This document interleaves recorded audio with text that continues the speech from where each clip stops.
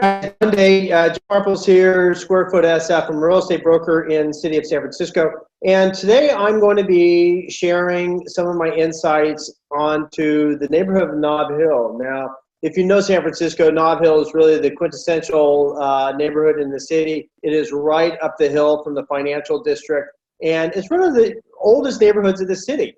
Some of the buildings that go back, some of the mansions on top of the Nob Hill, they were established last century, early on in the first few years of San Francisco. So it's an older, very well established building. Some of the best views, I think, out of the city are in Nob Hill. So, you know, it is a diverse neighborhood with all sorts of different types of real estate over there, guys. You've got single-family homes. You've got new construction condos along the Van Ness corridor. You have mid-century co-ops. You have condos. And you also have one of the most expensive TICs in the building, in the city. And so I wanted to sort of go through, you know, geographically where it is. I'll go through a couple pictures just to remind you guys.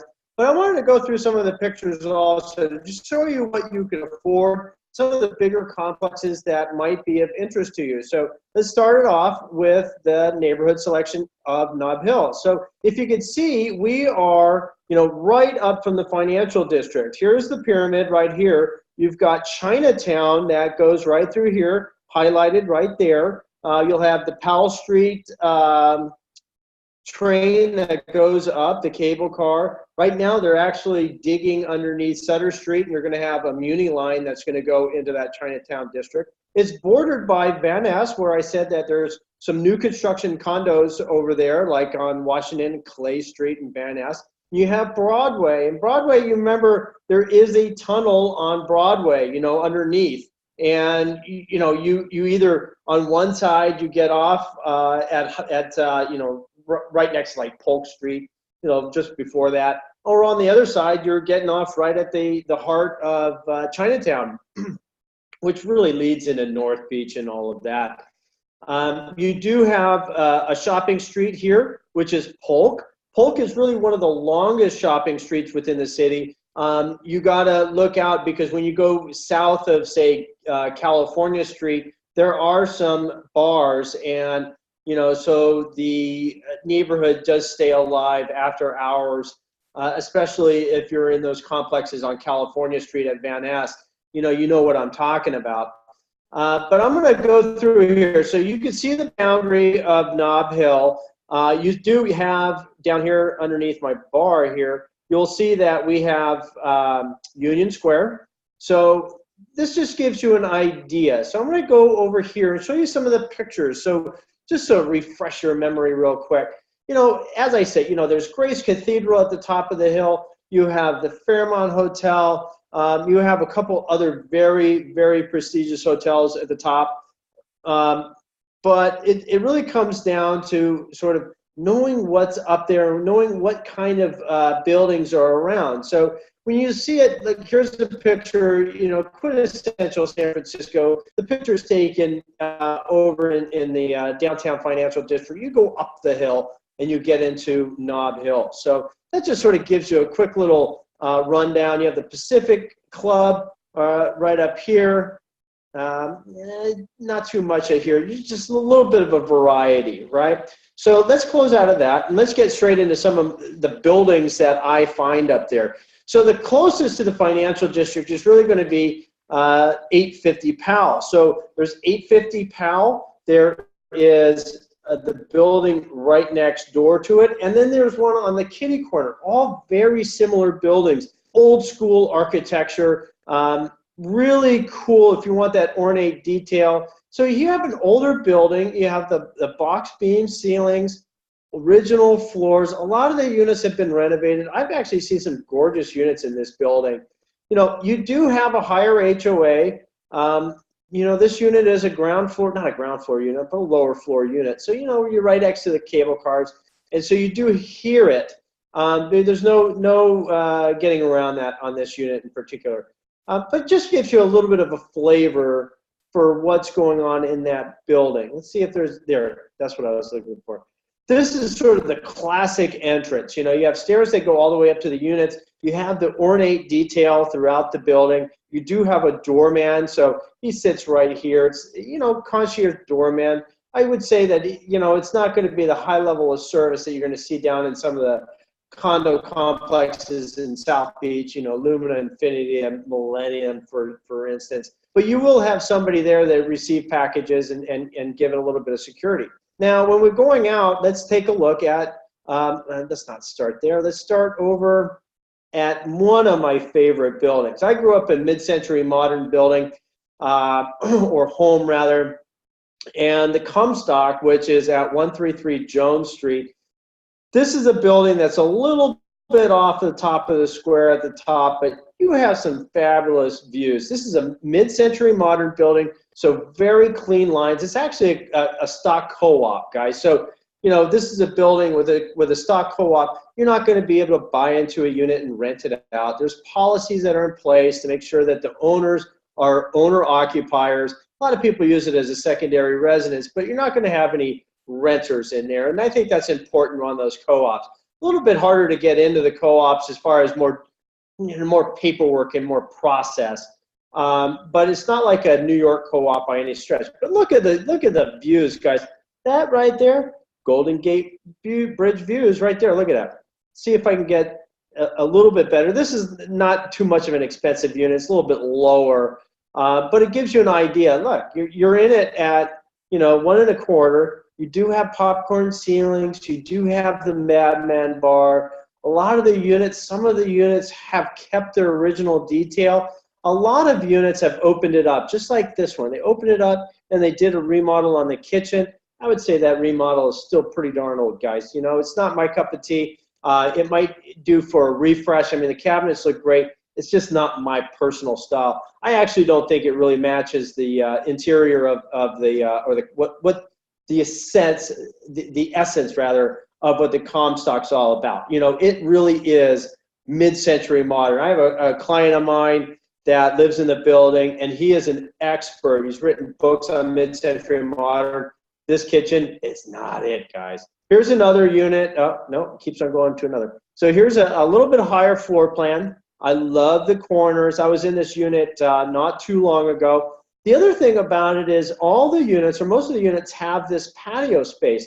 And some of these older buildings have incorporated this outdoor space within the unit itself. So some of the updates that you can do on a unit within some of these mid-century modern buildings, just awesome, because, you know, you don't have a number of walls. You could tear out a number of walls. You have the support structure in place, but a lot of people, what they do is they'll either screen the window, the decking out. They'll screen it out so it's more of an indoor-outdoor.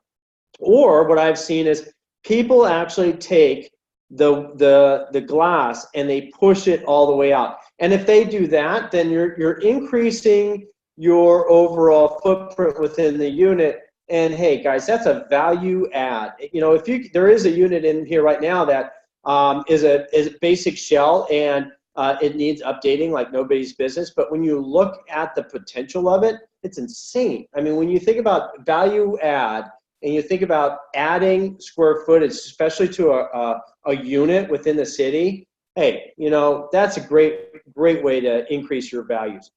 With the mid-century modern, you're going to get a lot of this maple wall. I believe it's maple. I could be wrong on that. But you have these walls that are covered in wood. A lot of big sliding doors too. I really actually love that space. You know, I mean, it's just sort of, you know, I grew up, you know, as I said, in a building that is very similar. It had the same sort of mid-century look to it. This is a different viewpoint. That's Twin Peaks over there. And I believe this is the southwestern corner of the building. So a little bit of the views. Let's get out of here and jump to here. This is another corner of the building, Unit 610. You can see how they updated it with some of the you know, the wall coverings and whatnot. Once again, not necessarily my cup of tea. This is also the Twin Peaks view. So it's the the southwestern corner of the building. Let's get out of here. So galley kitchen right there. Let's look at this unit. Well, one more unit, 903. Let's see if we get some good views out of here. But lobby, mid-century. Look at it. Look how cool the roof line is. Got a really nice guy that works the front desk. Great views from this building. There are some absolutely fantastic views from the top of Nob Hill, guys. This one's going to face directly downtown. I was in this unit last Tuesday or Tuesday last. It's not a corner. I do like corner units. It's not a corner, but look at the views. It's just absolutely fantastic.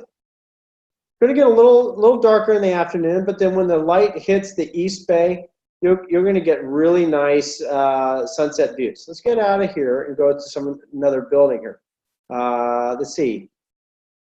Oop, I shouldn't have done that. Here is the TIC. I told you guys about Park Lane. This is Park Lane. I've sold in this building. It's actually a tenancy in common. It's a TIC. It's not a co-op. It is not a condo. It's a TIC. So you own a fraction of the building.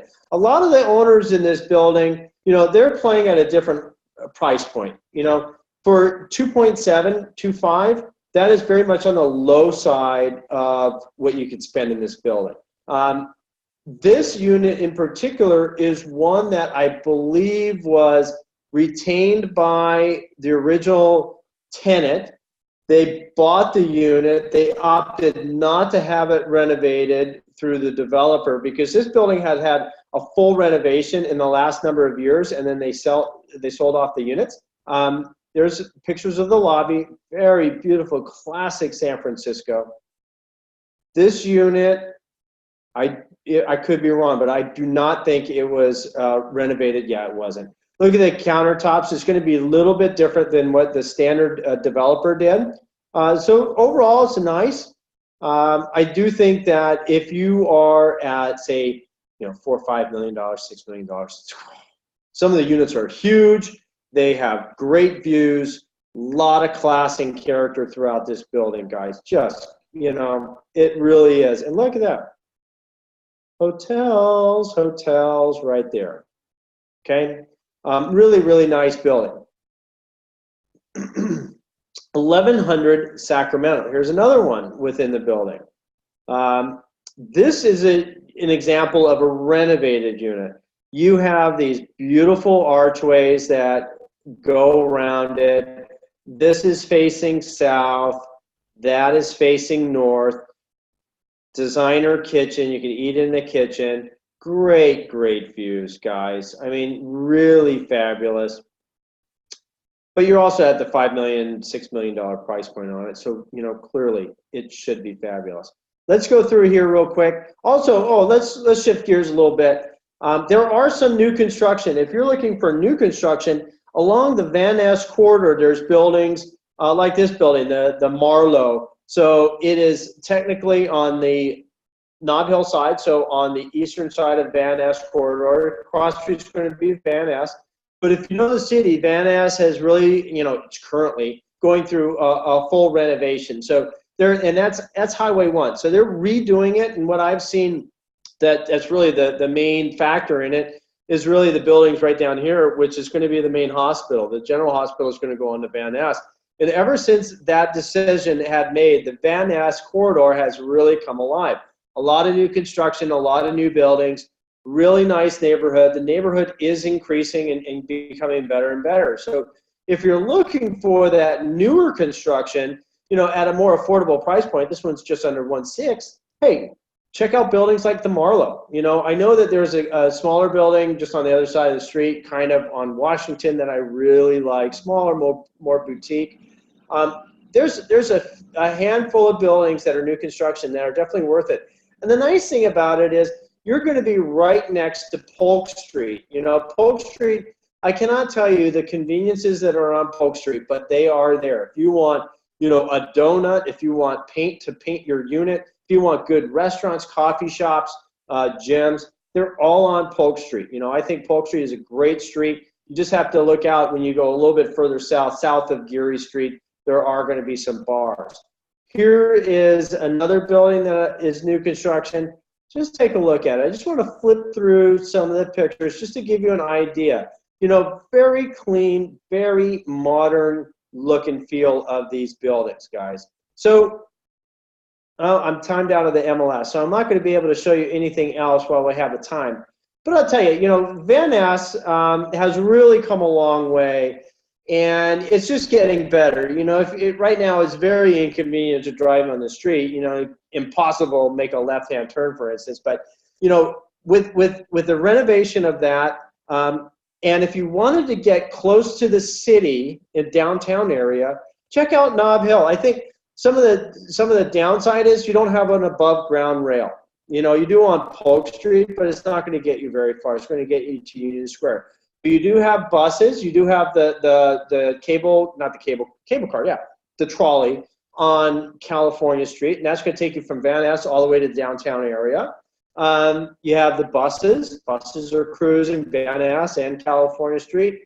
But it's really just this great neighborhood. You know, you do have these corner neighborhood grocery stores, coffee shops. You do have Polk Street. And I encourage you to check it out. You know, you do have a great variety of different real estate options over there. Clearly, I just showed you the larger buildings. There are a lot of Victorians that come up, especially like on Hyde Street, you know, in Stockton. There are buildings out there that might be of interest to you. So please, you know, give me a call. Love to chat with you. I hope you found this information really helpful. I'll be doing more and more of these videos as we go, so hopefully we'll hit your neighborhood in particular. I know the neighborhoods very, very well, and so, you know, it's just really a matter of educating the end buyer on the nuances. And the truth is, if you're settling into San Francisco, you know, and you're relocating here, spend 3 hours with me, guys. You know, an afternoon, 2 hours. And we would hit all sorts of different neighborhoods. We'd see some open houses, get familiar with each other, get to know what you're really looking for. And, you know, the thing is, I tell buyers, one of the easiest things to do is eliminate those things that you don't like. You know, if you eliminate and go, no, I don't want an old Victorian, but I love Nob Hill. Okay, well, we already identified what buildings right there. Just those couple statements. So please give me a call. Jeff Marples, 415-336-9695, owner of Square Foot SF. Guys, thank you so much for watching. I hope this has been informative, and take care of yourself, okay? We'll see you soon.